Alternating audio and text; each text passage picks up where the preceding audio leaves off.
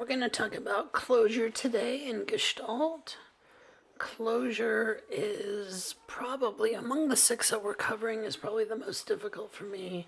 It takes me the longest time, not because it's difficult, I want to back up, because I want to make something original, and it's tough seeing all of the examples online and not trying to go that route, to trying to come up with something original.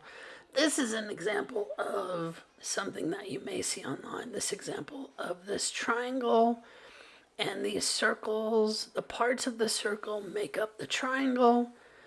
And of course, the triangle overlapping or seeming to overlap the circles. And of course, we see them both because they're both kind of cut out from each other or cut each other out.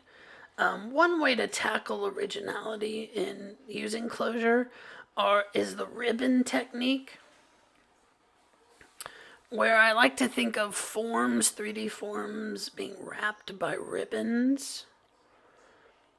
And if I fill in these cylindrical lines and then cut out the form, we can kind of get the sense that this still is a cylinder, or reads as a cylinder, without it all being there. So we perceive it even though there are missing parts. And that's what closure is all about. We still perceive something there, even though there are missing parts. And so here I'm kind of erasing these lines to get this kind of effect.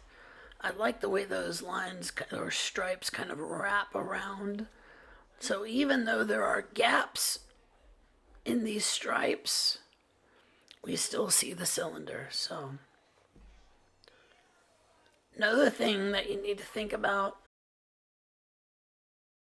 if you think of it in these terms, closure is easier to do using this ribbon technique.